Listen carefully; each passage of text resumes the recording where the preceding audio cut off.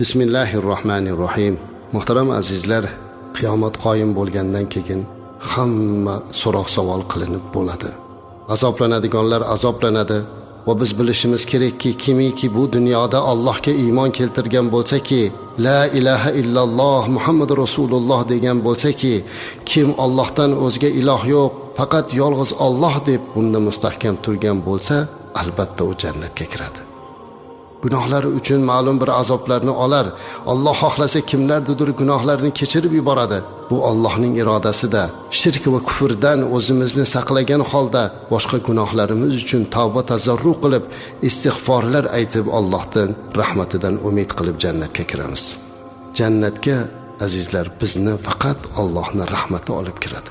Mana shu Allohning rahmatini umid qilamiz. Hamma hisob-kitoblardan o'tib bo'lgandan keyin Kavsar suvidan ham ichib seroblar bo'lamiz. Payg'ambarimiz alayhisolatu vasallamning o'zlarining qo'llaridan suv ichiladi azizlar. Havzi Kavsar suvini ichgandan keyin qaytib inson chanqamaydi ekan, ammo jannatdagi suvlarni esa endi chanqoqni bosmoqlik uchun emas, rohatlanmoqlik uchun ichilar ekan. Hamma hisob-kitoblar tugab jannat tomon kelyapti. Siz azizlar ham mana shu jannat tomon ketayotganlik ichidasiz. Allah Qur'onda aytadiki, Estaizu billah, "Wasiqal ladzina taqaw rabbahum ilal jannati zumara, hatta idza ja'uha wa futihat abwabuha wa qala lahum khazanatuha salamun alaykum tibtum fadkhuluha khalidin." Allah aytayaptiki, va Robbilariga taqvo qilganlar jannatga to'p-to'p bo'lib, guruh qilib olib kelinadi. Toki o'sha jannatga yetib kelgan chog'larida jannatning eshiklari ochiladi. Bilasizmi, u yerda sizlarni kimlar kutib oladi? Ushbu oyatda Alloh aytayaptiki, hatta ja'uha, hatto ular keladi jannatning oldiga, va futihat abwabuha, va jannat eshiklari ochiladi, va qala lahum khazanatuha, va jannat oldida tizilib turgan farishtalar siz azizlarga qarab, assalomu alaykum, xush kelibsizlar, qandayam yaxshisizlar, salomlar bo'lsin, xush keldinglar. Bas endi mana shu yerda abadiy qoluvchi bo'lib jannatga kiringlar deb nido qiladi.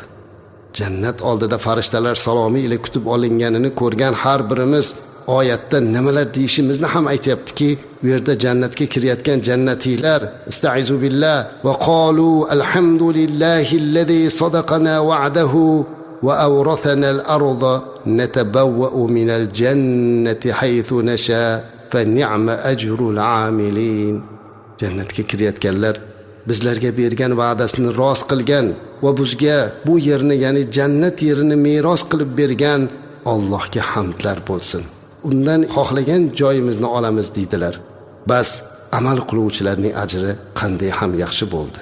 Oyati karimada ko'rsatib qo'yganidek, farishtalar kutib olgandan keyin, salom berganlardan keyin hammalarimiz alhamdulillah deb jannat tomon kiramiz ekan. Men hammalarimiz deb gapiryapman. Mana shularning ichida bizni bo'lishligimizni orzu qilib, Allohdan so'rab, niyatimizni xolis qilib gapirmoqdamanki, azizlar, jannatda har bir jannatiyni o'zini joyini, maqomini tayyorlab qo'ygan Alloh. Uning qasri bor, uning makoni bor, lekin u yerga kirib biz qayerga boramiz deb so'ramaymiz ekan. Jannatga kirganlarni o'zlarini joyini topadigan qilib Alloh taolo ilhom berar ekan. Hamma o'zini joyini o'zi topib boraverar ekan. Qarang, birortasi aytadilar, mana bu siz joyingiz demas ekan. Siz jannat tomon kirib bordingizda ketayapsiz, yo'llar shunday go'zalki, atroflar ta'rifga sig'maydigan go'zallik. Tog'lar, bog'lar, na sovuq bor, na issiq, shunday bir go'zal shaboda, shunday bir muattar hid, shunday bir go'zallik ichida jannatiylar mast holda ketyaptilar.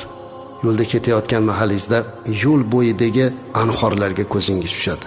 Anhorlar oqib turibdi, birlarida asal, birlarida sut, birlarida sharbat, sharoblar oqib turibdi. Xohlaganingizni ichib serob bo'lasiz, xohlaganingizni ichib rohatlanasiz. Eng qizig'i, ushbu daryolar havoda oqyapti. Yerda oqizib qo'ygan Alloh jannatda havoda oqizib qo'yishlikka ham qodir ekan. Bu narsalarni ko'rib ketayotib, birdan sizni qasringiz yo'liga ketayotganingizda bir gulga ko'zingiz tushib qoladi. Shunday go'zal gul ekanki, haliginga mahliyo bo'lib, bunaqa go'zal gulni ko'rmaganman deb gulni oldida 40 yil qolib ketasiz ekan. Farishtalar aytarkan: ey banda, yurgin, bu gulga qarama, bundan-da go'zalroq, bundan-da hali mahliyo qiladigan narsalar qarab turibdi. Ko'z ko'rmagan, quloq eshitmagan, tasavvuringga kelmagan narsalar bor, yur deb boshlarkan. Bitta gul shuncha oshiq qilib turgizib qo'ydi. Endi u yoqda nima kutyapti? Yo'lda ketayotib so'raveramiz ekan: mana bu ham mengami? Ha, senga, deydi farishtalar. Mana bu tog'lar ham menikimi? Bu ham seniki. Bog'larchi? Bu ham seniki. Hamma yo'q menikimi? Hamma yo'q seniki. Yurgin, odimlagin. Ketib borganda uzoqdan o'zini qasrini ko'rarkan. Mana bu qasr seniki. Azizlar, jannatdagi qasringiz Alloh muborak qilsin. Bu jannatdagi qasrning g'ishlari tillodan, uning o'sha g'ishni urayotganda ishlatiladigan qorishmalari mushki ambardan. Shuning uchun uzoqdan mushki ambarlarni hidi urib turar ekan. Muattarlik shunchalik bo'lar ekanki, odam aqlini yo'qotar ekan buni hidlaridan. Kumushdan, oltindan bo'lgan g'ishlardan qurilgan qasr. Tashqaridan qarasangiz, ba'zi joylarni ichini ko'rasiz, ba'zida esa tashqaridagilarni siz bemalol ko'rasiz. Tasavvur ham qila olmaydigan darajadagi Allohning marhamati bilan bu qasrga kirib boriladi. Darvozalar, eshiklar qasrniki ochiladi. Sizni u yerda sizga muntazir bo'lib Alloh tomonidan yaratilib siz uchun xizmatingizga qo'yib qo'yilgan huri g'ilmonlar peshvoz chiqib kutib oladilar. Shunday g'ilmonlarki, shunday xizmatkorlarki, ularni Qur'ondagi oyatni vasfiga muvofiq aytadigan bo'lsak, xuddi yerga sochib qo'ygan marjondek. Xush keldingiz, marhabo. Bu sizni qasringiz muborak bo'lsin. Ichkariga kirganda birinchi bo'lib sizga ro'paro keladigan sizni jufta halolingiz, sizni ayolingiz bo'lar ekan. Hayron bo'lmang. Jannatda ayoling bo'ladimi? Ha, azizlar. Qur'oni Karimda hum va azvajuhum degan. Ular jannatiylar va ularning ayollari deb keltiriladi. Hozir ehtimol so'zimizni eshitayotganlar bir oz ayolidan ranjiganlari bo'lsa, bir oz ayolingizdan ko'yingiz to'lmaganingiz bo'lsa, hukm chiqarishga oshiqmang. Siz jannatdagi qasringizda ko'rgan ayolni ko'rib xushingizni yo'qotasiz. Mana shu meni ayolimmi deysiz? Ayolingiz shunday go'zal bo'lar ekanki, agar jannat ayolini bitta ro'moli bu dunyoga tushadigan bo'lsa, dunyo uni oldida lol. Jannatni qasrining ichiga kirsangiz, u yerda shunday bir jihozlar qilingan, hozirgi tilimiz bilan aytsak go'yoki divanga o'xshaganlar, suvriga o'xshagan narsalar har biri o'z joyida. Billur idishlar, ovqatlarni, suvlarni quysa ichidan ko'rinib turadigan idishlar, uyning ichidagi muattarlik, mana bu narsalarni ko'rib oshiq bo'lasiz. Sizga hammasini tanishtiryapti. Ko'r buni deyapti farishtalar. Hamma oshiq. Tashqariga chiqasiz. Qasringizni orqasidagi bog'larni ko'rasiz. Bu dunyoda biror marta ko'rmagan mevalaringiz bor. Olma yegim kelyapti deysiz, olma pishib, daraxtlari sizga asta shoxlari egiladi. Jannatda ovqat yeyaverasiz, suvlar ichasiz. U yerda hojat qilish yo'q, u yerda burun qoqish yo'q, u yerda tupurish yo'q. Hatto badandan chiqqan terlar ham mushka ambar bo'lib chiqadi. Hamma rohat farog'atlar turgan bir paytda, bilasizmi nima bo'ladi shu payt? Azizlar, Alloh azza va jallaning nidosi kelar ekan. Ey jannat ahllari, assalomu alaykum. Ey jannat ahllari, sizlarga salom bo'lsin deb Alloh azza va jalla salom berar ekan. Buni eshitishlikdan ortiqroq rohat bormi azizlar?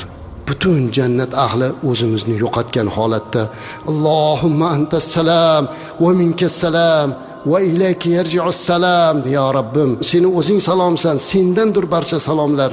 Tinchlik, ofiyatlik sendan bizga keladi va butun salomlar senga qaytadi deb yuboramiz ekan. Shu payt Alloh azza va jalla jannat ahliga qarab, ey ahli jannat, mendan nima istaysizlar? Nima xohlaysizlar? Nimani ziyoda qilay deydi ekan. Shunda jannat ahlini so'raydigan narsasi hayron bo'lar ekan. Ya Rabbim, bizlarni gunohimizni kechirding. Bizlarni mana shunday jannat bilan ne'matlantirding. Shuncha narsalarni ko'rib biz yana nima ziyodalikni so'raymiz? So'ranglar, bugun sizlarga ziyoda qilinadigan kun. Nima xohlaysizlar? Aytamiz ekanki, ey Robbim, bizdan rozi bo'lishingni so'raymiz. Alloh aytar ekan, ey bandalarim, agar rozi bo'lmaganimda sizlar jannatga kirmas edinglar. Sizlardan rozi bo'lganligim uchun sizlar bugun jannatga kirdinglar.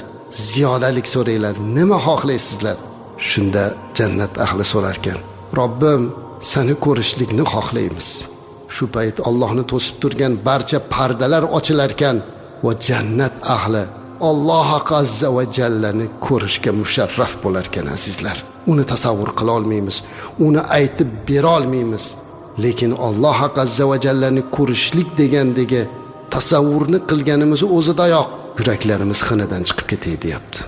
Go'yoki butun dunyoni tark qilsak-ku, hozirda o'zida jannatga borib qolsak-ku, hozirda o'zida Alloh azza va jallaning bizga qarab turib salom berganini ko'rishligini Alloh nasib qilsa deb yuborasan inson. Lekin hamma narsani vaqti soati bor. Allohdan so'raylikki, mana shu Allohning diydorini ko'rishlikni Alloh bizga nasib qilsin. Allohning diyoridan keyin boshqa narsalar endi insonda jannatdagi ne'matlar endi hech narsa bo'lmay qoladi. Balki eng katta mukofot Alloh azza va jallani ko'rishlikdir. Mana bu siz bizlarga va'da qilingan narsaning eng buyuki bo'ladi. Jannatning sifatlarini gapirganimizda soatlab, kunlab gapirib berishimiz mumkin. Payg'ambarimiz alayhisolatu vasallam qancha gaplarni gapirib berganlar. Bugun biz bir ozgina mana shu jannatga Alloh bizni zavqimizni, shavqimizni oshirsin deb sayr qildik xolos. Allohdan so'rab qolaylikki, azizlar, jannatga kirishlikka intilaylik. Hammamiz uchun jannatdagi joyimizni hozirlab qo'yilgan ekan, shu dunyoda o'zida uni obod qilaylik. Payg'ambarimiz alayhisolatu vasallam kim subhanallohi bihamdihi va subhanallohul azim desa jannatga bir daraxt ekadi dedilar. Birgina zikr bilan bog'imizga daraxt ekamiz ekan. Daraxtni ko'paytiraylik azizlar. Yaxshi amallar bilan jannatdagi qasrlarimizni ko'paytiraylik. Modomiki hammamiz bir kuni Allohning mag'firatiga uchrab jannatga kirishni umid qilar ekanmiz, bir-birlarimizni gunohlarimizni kechirishni, bir-birlarimizni afv qilishni va bir-birlarimizni sevishni o'rganaylik. Alloh hammamizni jannatda jamlasin.